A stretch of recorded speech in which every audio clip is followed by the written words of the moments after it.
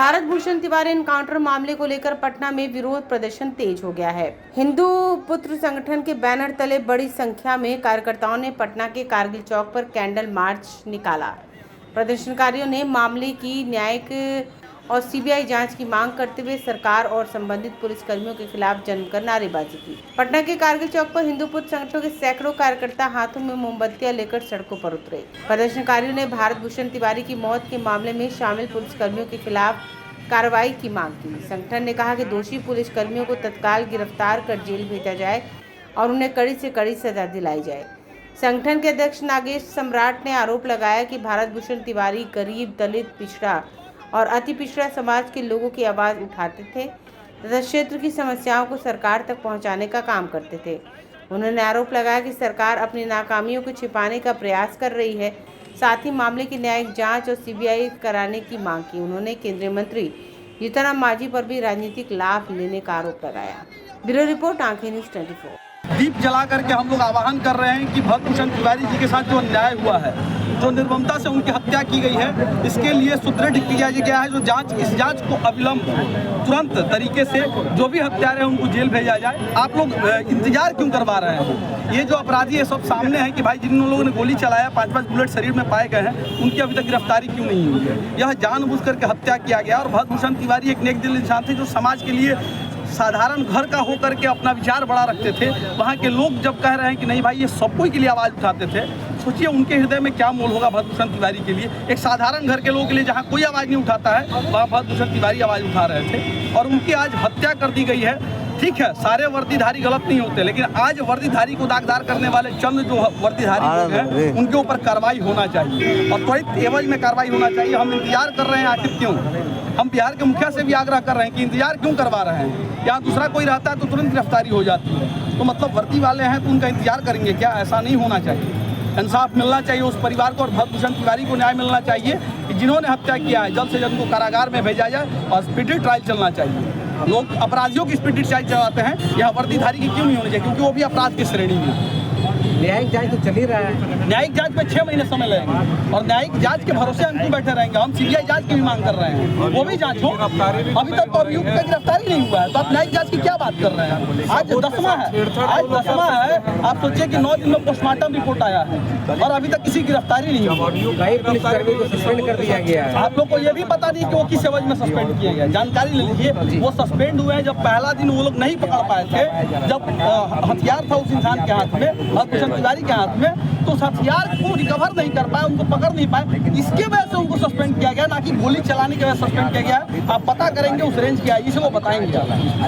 कुछ नेता भद्र टिप्पणी भी कर रहे हैं, इन्हें कुत्ता बिलाई तक के कह दे रहे हैं भारत तिवारी। देखिए, इस बात बता देना चाहते हैं, जो कुत्ता बिलाई की संज्ञा दे रहे हैं उनके घर में भी मृत्यु हुआ है पुलिस के गोली से ही। जो संज्ञा जिनके बारे में हम नाम नहीं लेना चाहते, उनके घर में भी मृत्यु हुआ है पुलिस के गोली से ही। उस समय उनकी गोली शहीद करने के लिए हो जाती है कि हमारे पिता शहीद हो गए। अरे भाई, भारत भूषण तिवारी ने किसी का हत्या नहीं किया है, भारत भूषण तिवारी ने किसी का लूटा नहीं है। वो एक ईमानदार व्यक्ति था।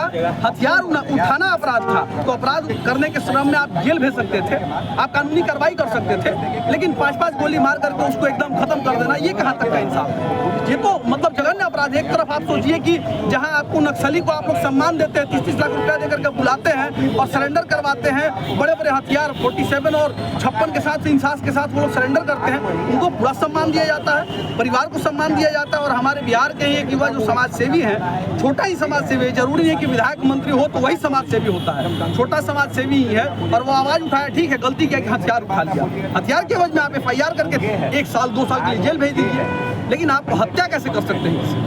यह गलत है और इसके खिलाफ हम लोग आवाज उठा रहे हैं। सीबीआई जांच की मांग हो और हम लोग दिया प्रज्वलित करके उस दिया के प्रज्वलन से बिहार सरकार और भारत सरकार को दिखाना चाहते हैं। ये जरूरी नहीं कि हम हो हल्ला करके ही न्याय की मांग करें। अब जीतन राम मांझी इसलिए अच्छा कहेंगे क्योंकि जब उनके बेटे गलत करते हुए पाए जाते हैं, उस समय इनकी बोली बंद हो जाती है।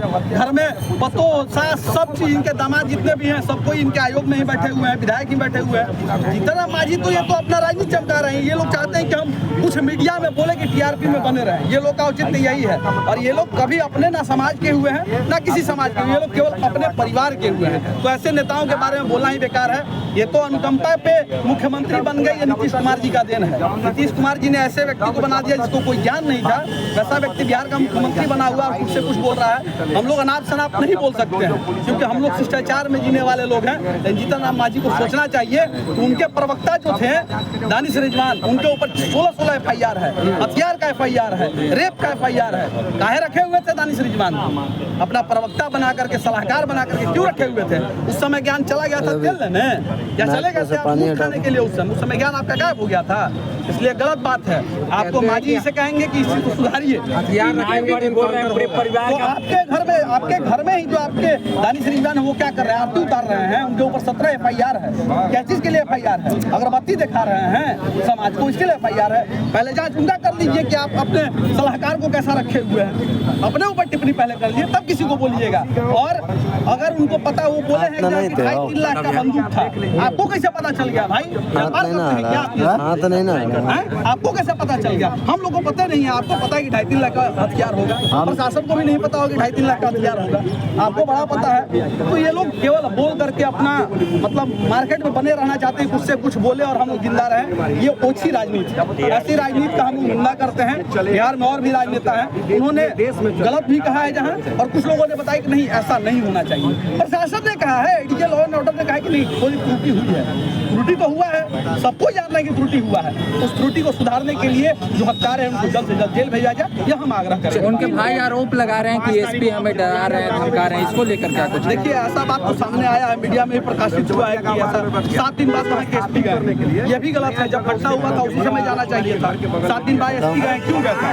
वो भी अंधेरे में जाना चाहिए तो दिन में जाते भाई, सारे समाज से मिलते, और वो भी बहुत सारे फोर्स को लेकर के गए थे। वहीं पे एक डीएसपी अभी तबादले हुए, नए डीएसपी आए हैं, वो अकेले कल गए थे, उस परिवार से मिले और सब चीज को समझा, संवेदनाओं को समझा। तो बताइए कि एसपी को 400 फोर्स लेके जाना पड़ता होगा, 200 फोर्स लेके जाना पड़ता होगा, और एक डीएसपी अकेला ही गाड़ी में चले जाते हैं।